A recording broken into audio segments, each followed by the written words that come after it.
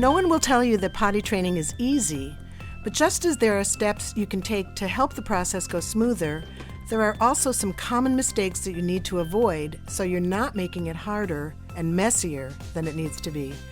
Today we'll be talking about the top 5 potty training mistakes.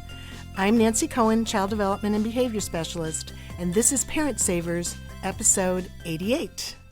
Faster than a speeding toddler. Sit still for just a minute. Can soothe boo-boos with a gentle kiss. Would you get down from there? Able to clean poopy bottoms in a single swipe. Oh, what did you eat? Turning frazzled mommies and daddies into procreators of peace and harmony. Ah, quit touching me. It's Parent Savers, empowering new parents everywhere. Welcome once again, everybody, to Parent Savers, broadcasting from the Birth Education Center of San Diego. Parent Savers is your weekly online, on-the-go support group for parents of newborns, infants, and toddlers.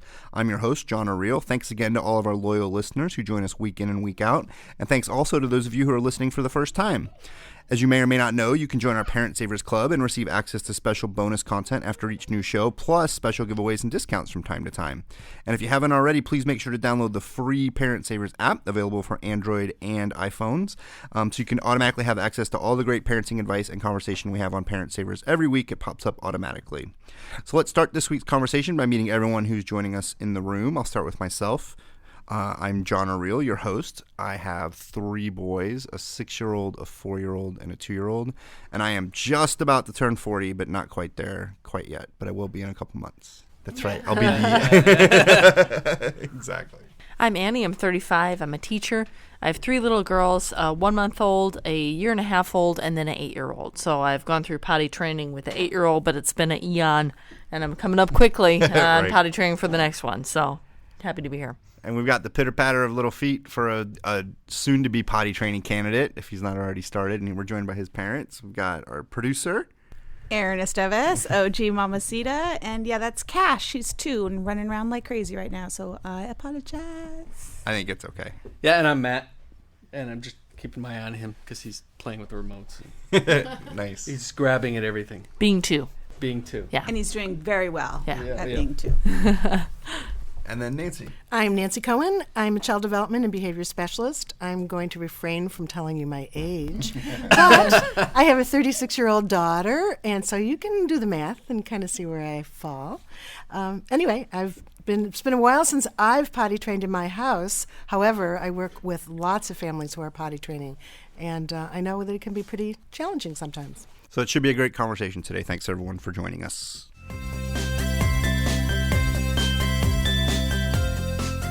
Before we jump into today's conversation, we're going to look at a new app available for parents. We're going to look at an app. That's right, Cash. Get excited because we are going to look at the Meal Deals app from Haywood Apps. It's 99 cents. It's on iPhone, iPad, and Android.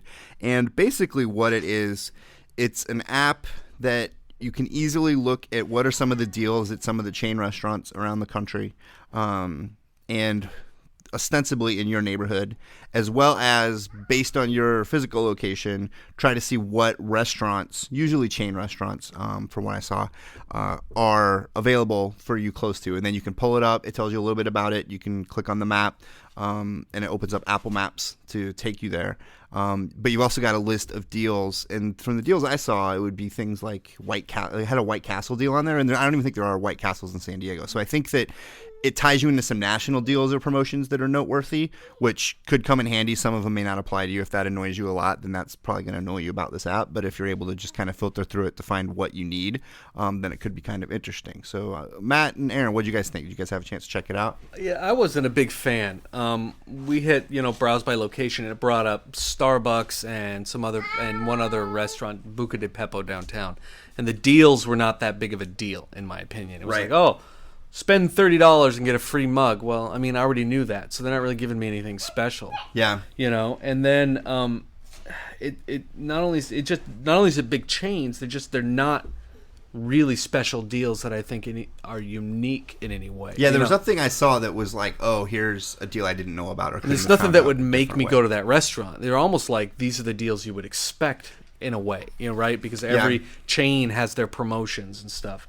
And I know that I've known a few people that have made apps like these, and they're like linked into a bigger website that then data mines your Facebook profile. So if you sign up for this, you're getting what little information they've been able to create, but then they're actually selling all of your information, hopefully to get better deals. So the plan is that information will generate actually more and better deals the more people download it. Yeah. So it could be that the app is really young for us and here. so I think that's where it's at, right?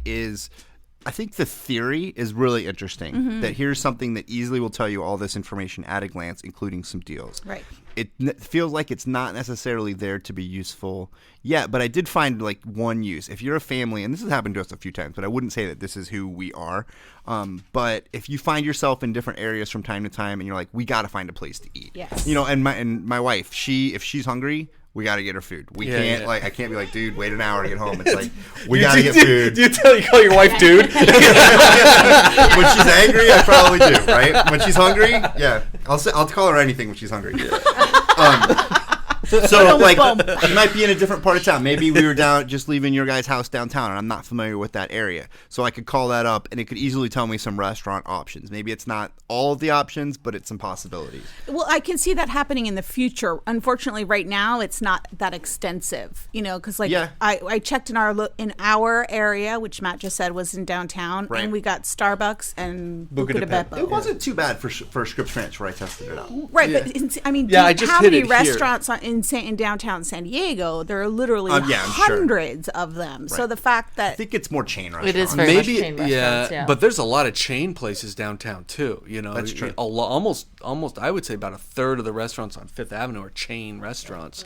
So my feeling is that I see potential in it, and I would like to revisit it after it's had a few of the kinks worked out. Yeah. But for now, I'm gonna go with a no. Yeah, and for 99 cents, Well- I mean, it's not a lot of money, but you feel like you've spent 99 cents that it should already work. I know the app economy is crazy, right? Yeah. So here's no, it absolutely is. The Yeah, app it economy is. is totally It is. crazy It because is. you're like, it's $1, so I should get something a little bit more than if it was a free app. So I mean, where I net out is, And there's still I ads wouldn't on say it. here's $1 that you've got to spend. Like there's some apps where you're like, this is $1, but totally worth it. You're not going to believe what you get for $1. This one, if you fit, I think if you find yourself often in places wondering where it is to eat, it's hard to go to Google Maps and like decipher and scroll around. Then I think this could be useful. I wouldn't say you have to go out and spend it for $1. I wouldn't say that necessarily you'd be mad that you spent $1 on it if you could get that utility out of it. I would give it a little bit of a thumbs up, kind of with what you're saying. I think I want to look at it again in a couple months. So I think we have a hesitant up and 2 downs, and maybe a more forceful 1 down. So sorry about that. That's the Meal Deals app. It's 99 cents, and it's available on the App Store and for Android. And thanks for checking it out.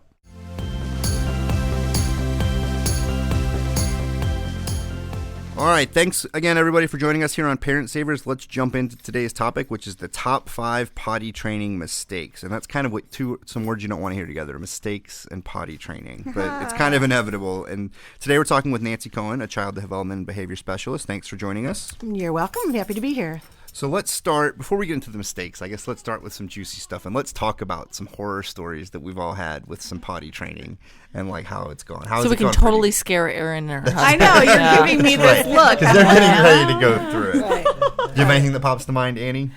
Well, I just think of when the first time that potty training came up, even as a topic, we were moving, and so I knew it wasn't the right time to broach it then. Yeah. But I was at work a lot. I was working on a ship, so I would leave before my daughter would even wake up in the morning, and then I would pick her up at the very last moment that I could pick her up from the daycare. So I knew that the daycare had to be on board. I didn't realize, though, that it was a contract that I needed to sign with the daycare.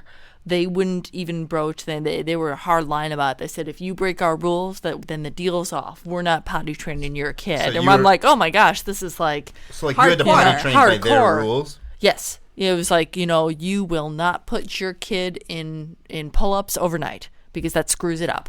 And so if you do that, the deal is off. The deal is off. I'm like, wow, like this is no harder. game. Yeah, they're pretty serious about their potty training. So yeah. Wow. And It is a horror story. I'm speechless. I can't even believe that. Well, Zyler is 2.5, and there's another kid in our neighborhood that's the same age. And I mean, I think even 6 months ago, he has 2 older sisters, and they were like, "Oh yeah, he's potty trained, and it's he's going on the toilet for poop and pee." And we had a dinner with them, and then like went to a playground, and the 2-year-old pooped himself. And so, like, oh, well, I mean, I guess that happens, right? Because I mean, that's you Of have course, accidents, yeah, right? right. So a couple Accidents months happen. later, we were playing with them again, and I think we went to a playground. And again, the 2-year-old pooped himself. Maybe he just And- got very relaxed. Well, they said, dude, they said it's the only time that he ends up having the mistakes is when he plays with us, or like when he goes to the playground. That he was doing totally great, but for some reason, our kids and us have this effect on him. Stool softeners. Yeah, you're either very scary or very relaxing. Exactly. But yeah, I think it's inevitable that there's going to be the kid, Many accidents. and stuff with peeing and pooping. Yeah. At home and in public. So, you just have to gear yourself up and know that, okay, we're doing potty training and it's not going to go perfectly smoothly. No child has like a textbook potty training. There's always something that goes on. So you just have to acclimate, and just know this is going to happen and it's going to be okay, and set the expectations to be realistic. And then you'll be fine, then it'll be much better. But I think one of the biggest problems is potty training early or too soon. Yeah. We have this idea that we have to get these kids potty trained, by 2, or 18 months or whatever age you're in your particular family. And I think we get some pressure from family members. I remember from my mother saying, "When's she going to be potty trained? How come she's not potty trained?" It's like, we're working on it. We're Right. working on it, And every time I would talk to my mother, I was potty trained younger. Oh, you were 18 months. 3 months. Yeah, you were potty trained in You were utero. reading. You were in college. You invented elimination communication. 3 months old. Exactly. So what's the problem with your kid? So I think one of the things is that we're ready, and we want it to happen, and so we try to pressure our children to be ready, and they're not really ready yet. What's the problem if we pressure our kids to do it too early? Then they just won't do it, either because they're 2 years old and they're not ready to do it. They'll either be very obstinate about it, defiant, no, I'm not going to do it.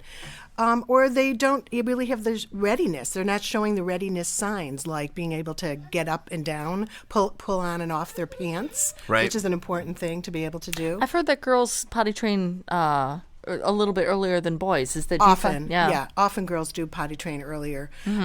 Sorry, Johnner. Look, we're gonna have we are close. Our last one is the one still in diapers, but I'm resigned to the fact that it's gonna be a while. We're just gonna follow his pace. Follow his pace. Yeah, he's not going to go to college in diapers. Right. Yeah. Exactly. And what's really funny, too, is that parents are so preoccupied with this. All of the toddler parents that I work with are so preoccupied with potty training.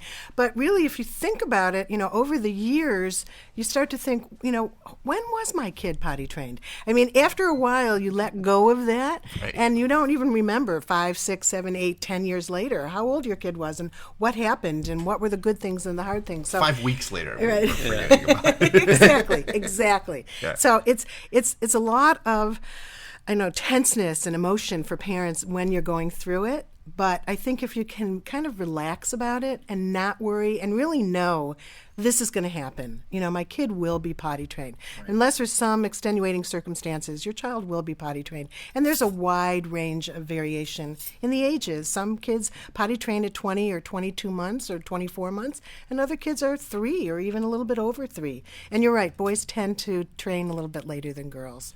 But I think that Annie was talking about it, I guess kind of a little bit, maybe a little bit different than your situation, but there are some preschool situations where they say, hey, we're not going to take your kid unless they're potty trained. Exactly. And I do think that does put a lot of pressure on parents, that they want their child in a particular preschool at a particular time, and the only way they can get them into the preschool is if they're potty trained. So I don't know. So what do you do? Well, I think you might try to potty train your child, but if it's not going well, then you have to drop it and just wait a little bit longer to put your child in that school, because really pressuring children really has the opposite effect. It doesn't make them want to do it. It makes them not want to do it. Right. So I kind of feel it. Yeah, I feel like a lot of parents like that because they have to go back to work too. Yeah, totally. Right. And exactly. so it's not like they wouldn't take that low key approach and just because kid doesn't want to poop or pee himself. Right. They don't like that either. At least he, I don't I think think my 4-year-old likes the Except peeing of that himself. child in the park. Because he pees at he night. likes to pee out of his crib. So we'll walk in and he'll rip off all of his. He's ripped off all of his clothes and he's peeing out of the crib. Well, that can be kind of fun. Yeah. Well, I've heard of things for, little That's his targets adventure. for boys. Have you Yeah. heard about the targets? You Yeah, can buy yeah. little targets for inside the toilet, and so that they can aim at the target, and that makes it kind of a game. Yeah. And they like it, and so Fruit they Loops pee in the work. toilet. Yeah. Fruit Yeah. Loops. Okay, Yeah. great. Fruit Loops. Fruit Flush Loops them work. when you're done. Yeah. Yes, please do that. Yes. So, right. So, but sometimes I think you're really defeating the purpose if you try to pressure that child, even if you have to get them into a daycare. For a while, you might have to look at some other situation while you go back to work, which is hard, but really, you're not going to do your child or yourself any better if you try to push them. So that's one of the first mistakes. Is Big mistake. Doing it before kids are ready. Before kids are ready. If you're in that circumstance, then there are some tips and some things you can do. But that's a whole other topic that we even have in our archives. Check our archives about some potty training strategies. Right. But another mistake that parents make would be trying to see every child as the same as opposed to looking at them individually. Children are very different. There are some kids, you have to really look at their temperamental styles and how they interact with the world and how they acclimate to new things in general. Some kids are right in it, just really interested. They like to watch people go to the bathroom. They're interested in it. They tell you when they're going pee and poop, and they're on board. My daughter wanted to get panties. She had a friend who went to the bathroom and had underpants, like little princess underpants. Mm-hmm. And Catherine was like, whoa, those are cool. I love those underpants. I said, right, well, when you're ready to pee and poop in the toilet, you can have underpants. I'm ready. Yep. So that was the incentive for her. And it just worked I did the for same her. thing, yeah. And it worked for your daughter? Mm-hmm. It was Yeah. amazing. But that doesn't work for a lot of kids. Yeah. But some kids are more on board because they are pleasers, because they are easygoing. It's time, it's ready. They can do they show all the signs of readiness. Then other kids are more defiant, and they want to do things when they're ready to do it. And they're not going to do it when you say, do you want to use the potty? Let's start using the potty. No, absolutely not. They're the more difficult kids, more defiant. They do things when they're ready to do it.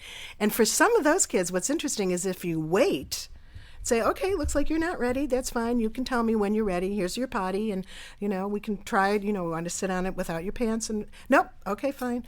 You kind of play it really easy, and all of a sudden, it's really interesting. When they're ready, they're like, I'm ready. Okay, great. I want to use the potty. Great. You want to use the potty, and so they've initiated it because that's their type of personality, and so they'll pretty much potty train when they're ready to go. Some kids are pretty nervous about it. It's a new situation. Sitting on the potty is kind of weird. Sometimes they'll feel okay about it in their house, in the bathroom, in their bathroom, in one of the bathrooms, but they would never sit on a toilet out in the world. Go to the zoo and you want to put them on the toilet? No way. So you have to be pretty cautious and really respect that child's, I guess, fear, and just I'm a little slow to warm up to new things, and so you kind of have to go slowly with that child and have it be at their time frame. Yeah. So looking at individual kids. Do those kinds of things show a kind of foreshadow their personalities later on? Like if you have a defiant potty trainer, are they going to be problem teenagers? I was thinking about that as well. What did you say? Not necessarily, but temperament does play a role in your whole life. I mean, so, strong-willed children are strong-willed about a lot of things, not only potty training. It could be about eating, could be about sleeping. So this is like the first big challenge for a lot of people. Sleeping can be the first big challenge, and potty training the second big challenge. And so it's important, particularly if you are a strong-willed parent, to not get into that kind of fight with that child. You don't want to get into a power struggle ever about potty training. Well, that's, I guess, the thing. You don't want to make it a big deal, right? Even though it's a really big deal. Right. You don't want to pretend it's not. You want to pretend it's not a big deal. Right? Right. This is no big deal. Right. But I think kind of psyching yourself up that it's no big deal is really important, because if you're all nervous about it, then your child is going to pick up on that stress. I usually will fight the first no, but won't push it after that. You sure? You sure? You don't want to try? Yeah. Yeah. Well, let's take a quick break. When we come back, we'll talk about the other mistakes. But one of them is definitely something that's tough for me because I'm a rewarder. I like to do the rewards, that's a mistake that I think that there's a lot of areas for mistakes with that as well. So we'll be right back talking more about potty training mistakes. Welcome back, everybody, to Parent Savers. Today we're talking about the top 5 potty training mistakes with Nancy Cohen. Thanks again for joining us. You're welcome. So let's talk about rewards, because when you were even talking about, that first time they go and they're so excited, it's like, break out the M&Ms. Like, that's my mom's. And, my mom will always say, just give him M&Ms, just give him M&Ms, do it, or give him some Skittles. And so, we actually, now with the 2-year-old kind of flirting with potty training, the older brothers like to get involved. And we're like, hey, if he goes, you get an M&M too. So they're like encouraging him. But I feel like, I like that. like, so then for them, it's like, come on, Zyler, you want to go on the potty. That's you want to too go. funny. And so then if he goes, or even if he tries, so can I have my M&M? Right. Their treat is tied in. But that also can lead to some problems too. Actually, it does, right? Well, that. Because it becomes about the M&Ms and not about using the toilet, you Right. know. Because what we really want for our child is to feel intrinsically rewarded, that it feels good to use the toilet, that they're doing the right thing, that this is where they should be developmentally. And sometimes children don't need a reward at all. And we fall into the trap of thinking that they do need the reward. And the reality is that we can just say, wow, good for you. I bet you feel great about that. Really give them the feeling of, wow, I did something, I accomplished something. And we do fall into that trap. I think there was a book when you were a kid, but so this is probably why your mom is so M&M oriented, that said, give your kids a M&M. Here's how you potty train. Get a big bag of M&Ms, do it for a weekend, and your kid will be trained. And I think a lot of my generation used that on their kids, and now everybody, of course, is addicted to M&Ms. Yeah. But, and of course, every time you go to the bathroom, you need an M&M. That's weird. I want an M&M right now. Isn't that funny? Yeah, gee. And we all have diabetes. That's right. Thanks, Mom. Thanks to that book. Right. So for some kids, it does give the impetus. I mean, as I said, my daughter wanted the underpants. As soon as she saw those fairy girl or princess underpants, it was like, whoa, way to go. So for some kids, it does help them. Yay, wow, it's the extra little thing that they might need, getting an M&M. But I think if we are reliant on that, and that's really the system that we use, and we feel like we have to give them an M&M, then they might not really be ready. They may not really be ready. So I'd pull back on the M&Ms with your family and just kind of wait. What's your younger son's name? Zyler. So wait a little longer. I mean, is he starting to use the toilet? He is, and he flirts with it, but he also will now try to go and be like, get M&M, Daddy? Yeah, right, Get M&M? exactly. I just keep having this vision. He keeps saying he flirts with the toilet. I just, Sorry. Flirting with the M&Ms. I feel like I did that a lot in college. After There's a new euphemism right there. That's coming out the other end, John. And I think for a lot of kids too, they the potty training during the day comes into place sooner than the potty training at night. For a lot of kids, they still need the pull up at night, and that's fine. It's not a big deal at all, and usually they'll grow out of that. So really, to be thinking more about day training than night training, and I wouldn't even try the M&Ms at first. I wouldn't even try anything like just a way to go. Wow, good for you. Well, I think in general, I think it's easy to forget, and maybe this is just me personally, but as parents, that rewards doesn't even have to be anything physical. Just praise in itself is a reward. Exactly. Attention. Getting attention for it. Yeah. Reminds me of that movie, what was it, Baby Talks? It's the one where John Travolta and Christy Alley, was it? Oh, yeah, I know. I didn't know but Bruce Willis was the baby, maybe? Exactly, yes. And once Bruce Willis's character as the baby is potty trained, they all do like a potty train like dance around the house. They're so excited about it. So nice. Yeah. But does that fall into rewards though, Nancy? I mean, is that necessarily a bad thing? No, I think that's actually a fun thing. I think it's great. You're all celebrating. Wow, this is great. Look who's talking. That's it. Look who's talking. Yeah. And look who's talking too with Roseanne Barr, I believe. Yeah, very fun. I mean, and it's also fine, John, to give him some M&Ms now and then. Who cares? It's no big deal.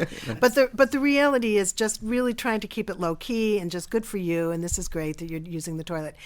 The other thing that happens though is some kids are doing really well.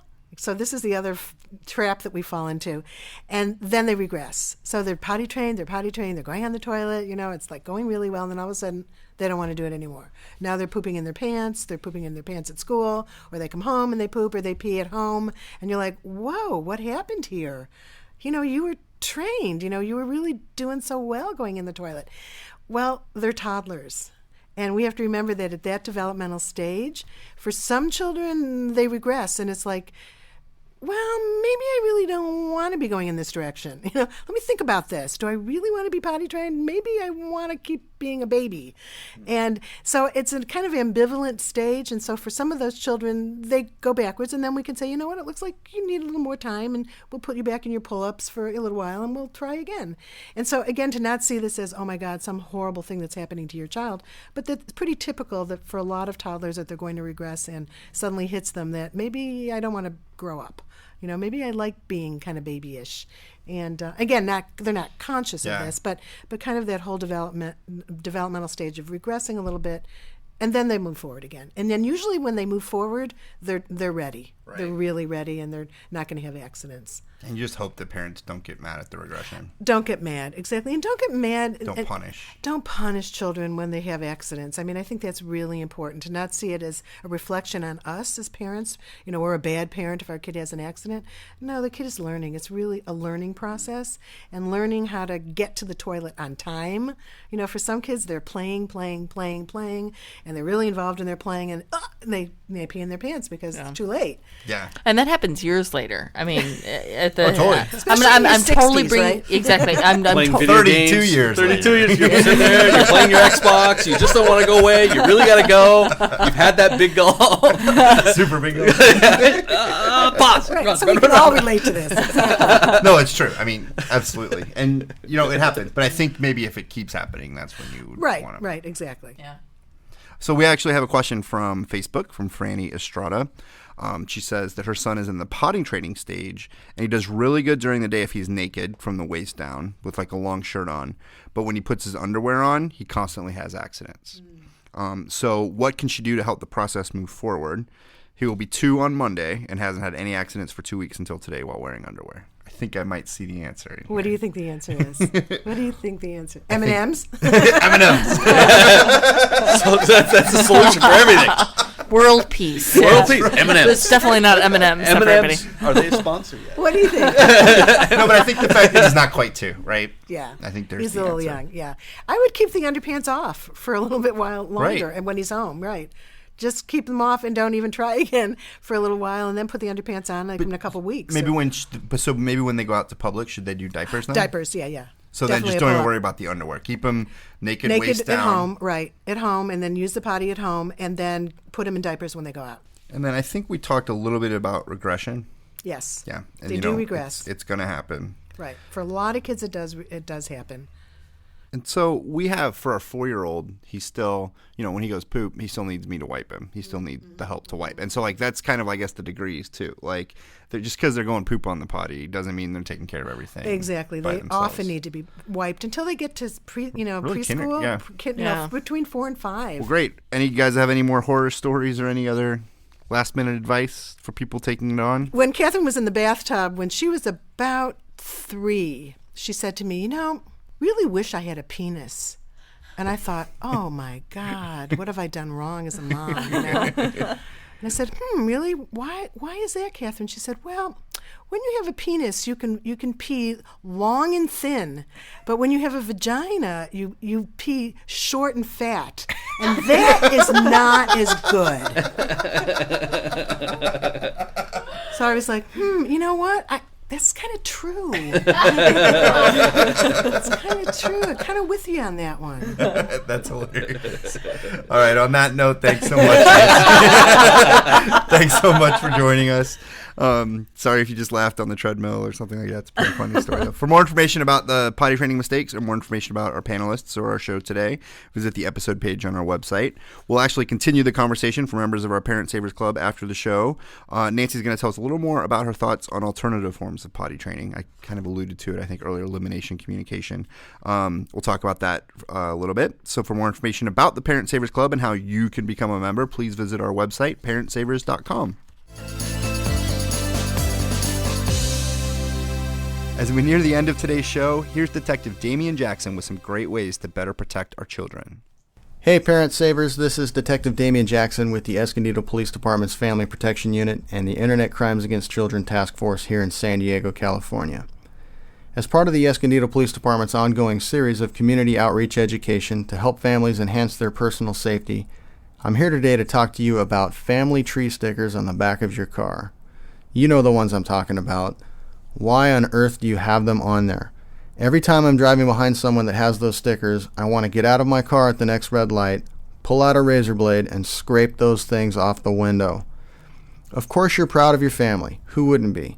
They're the most awesome people in the world, and they're your pride and joy. So what's the harm in having these stickers? Let me paint a scenario for you to ponder. Let's say a local child predator has spent some time driving behind you, studying the names below those stickers on your back window. I mean, you have them all conveniently listed, right down to the family dog. Then they happen to chance across one of your children and has this little exchange with them. Billy! Oh, I'm so glad I found you. Your dog Rex got hit by a car and your mom Jennifer had to go get your sister Alice and take her to the veterinarian. Hop into my car real quick and we'll call your dad Bob on the way over there. Well, as you can see, what might seem like an innocent set of stickers on the back of your car can open you and your family up to being victimized by predators. If a stranger walked up to you somewhere and asked you what your children's names were, would you tell them? Of course you wouldn't. So why would you openly advertise it to hundreds of strangers every single day on the open road? Scrape those things off and protect your family's privacy. For more information on how you can help keep your family safe, visit us on Facebook or Twitter at /Escondido Police. With the Escondido Police Department and the San Diego Internet Crimes Against Children Task Force, I'm Detective Damian Jackson, reminding you and your family to be smart and be safe. That wraps things up for today. Thanks so much for listening to Parent Savers. Don't forget to check out our sister shows, Preggie Pals for expecting parents, the Boob Group for moms who breastfeed their babies, and of course Twin Talks for parents of multiples. What do we say? Multiples? Parents of multiples? What's the tagline for that show? Parents of twins and multiples. Parenting times 2. I knew there.